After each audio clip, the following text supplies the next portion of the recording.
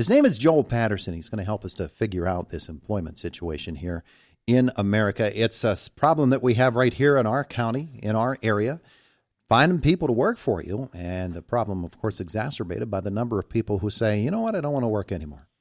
It's called the Great Resignation, and Joel Patterson is with us this morning. He's a workplace analyst. He heads up the Vested Group, a firm that is always on the best places to work list, and he's with us this morning. Our conversation brought to you by Marcus & Mack, a law firm representing injured people. He's in Dallas, Texas. Joel, good morning.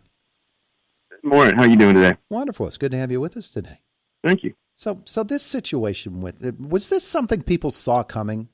The whole workforce issue, the number of people available for jobs, and then the number of people leaving jobs and leaving people in the lurch. Was this something people were able to predict 5 or even 3 years ago?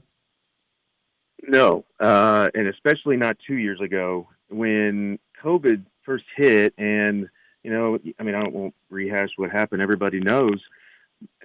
At the beginning and the middle, not at any point did we see that everybody would all of a sudden start changing jobs, and that some industries would all of a sudden just take off like a rocket, and others would suffer labor shortage that they just still have not been able to overcome. It doesn't matter what industry you're in, this is affecting you, whether it's just finding people to, you look at fast food, they're paying $15 an hour in a lot of situations, and they can't find people to work. You look at the tech industry or healthcare, and those industries are so busy, and there's so many companies that are throwing around base salaries that we haven't seen before. It's very difficult to recruit and retain people, and it truly, I don't see how anybody could have possibly foreseen this happening. We thought the opposite was going to happen when COVID first hit, and here we are. Yeah. If you've got skills to sell, you've got yourself a pretty nice, sweet situation. I know my son works in a place a little bit north of us, and there's an ice cream cone manufacturer. They're paying $23 an hour, and they can't find people for $23 an hour to make ice cream cones. It's amazing what is going on. So how do we go about mending this, and is it going to take a lot of time?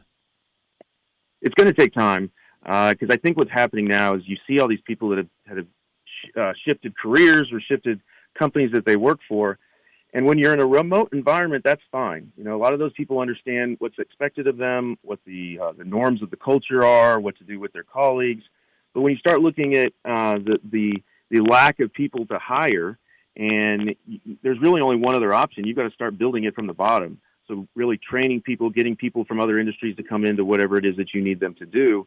Because I think at this point it's safe to say that we don't know why all those people aren't coming back into the labor force, but they're not.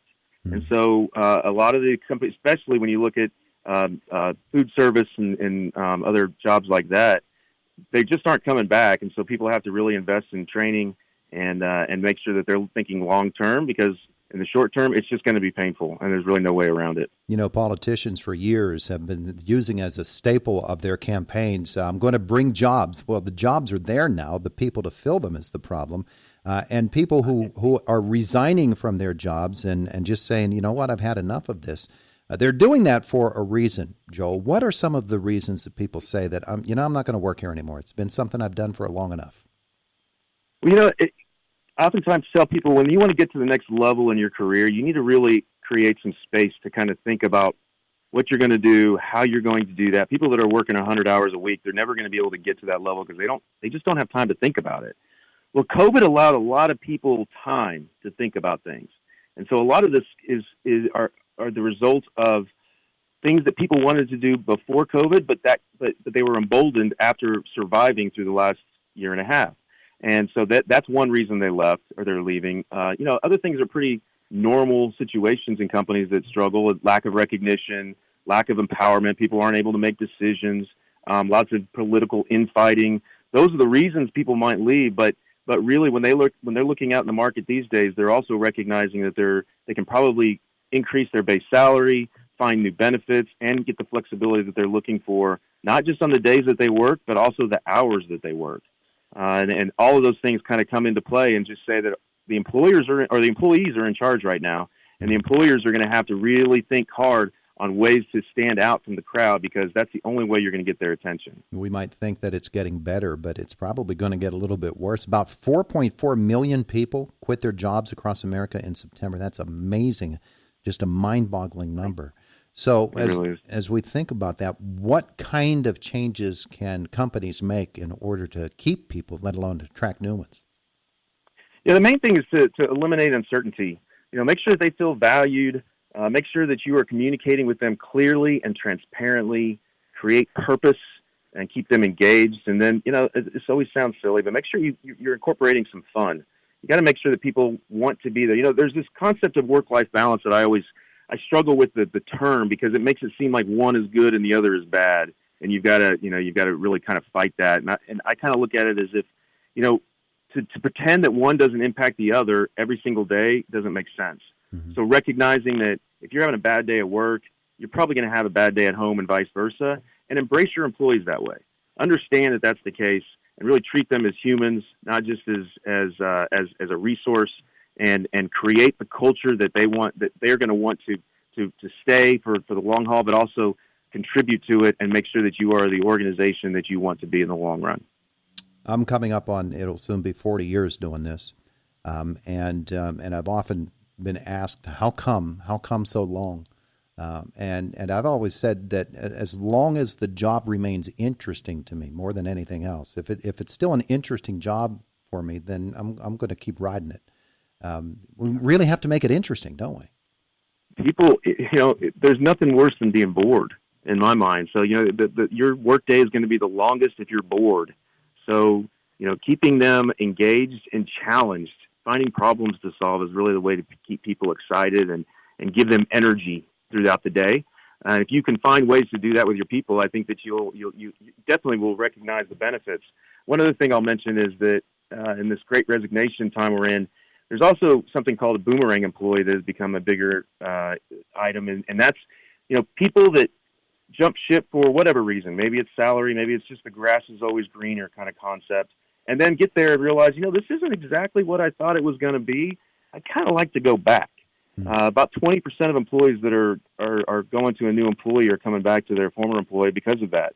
And so make sure you're not burning any bridges. I mean, that's obvious, but stay close with people that leave your organization, because you never know when they might want to come back. Yeah, well, even within this company, we've had some people who leave for other jobs, and they still want to be engaged in what we do here, and that's a good thing. It means that there's been a good environment, a welcoming environment.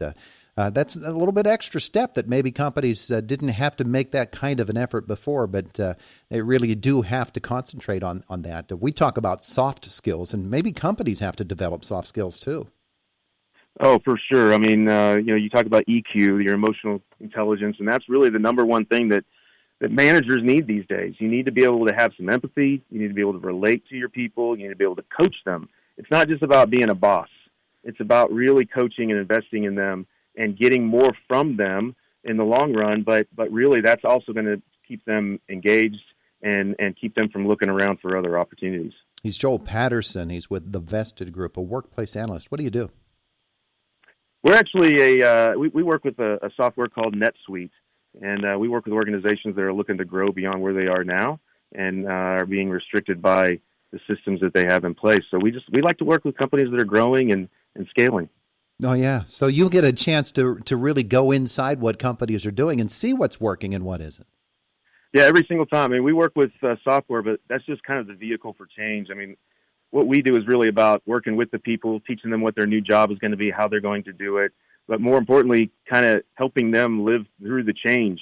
It's very difficult for all organizations that go through any kind of change. And it, again, goes back to why culture is so important in these days, to make sure that if you've got things going on, everybody's got something going on in their business that they're not used to and from a couple of years ago. And that can be upsetting for people. So recognizing that, helping them through it, really is the biggest game changer at the end of the day. Joel, you look down the tracks at what's coming around the bend, and does this track just bend right back and we continue the trend of workforce depletion, or is there a turnaround point coming? Feels like there's going to be a turnaround point, but I don't think we've hit the bottom quite yet. I think we've got a few more months, maybe 6 months left of this, and then we'll start turning. I still think there's a lot of uncertainty about what's going on. It's Omicron or whatever it might be. there's always going to be uncertainty, and until we kind of recognize that this is the new standard and the new way of life, at least for the near term, it's probably just going to keep going the way it is. But I'm bullish. I love entrepreneurialism and the people that do work in every industry in America. I mean, it'll come back. I feel good about that. It's just a matter of time. We like the spirit. We really do. Joel Patterson, where do people learn more? I can always go to thevested.com. Thevested.com. Beautiful. Yes, sir. Beautiful. Have a wonderful day in Dallas. What's the weather like today? It's windy and cold. It's been beautiful. It was 75 degrees in December yesterday, but today, not so much. Okay. Well, here in our neighborhood, it's like that in December all the time. Hey, we appreciate your time today. Have a wonderful day. Thank you. You do the same. All right. Bye. There's Joel Patterson with us this morning. It is the voice of Indiana County, WCCS 101.1 FM and AM 1160.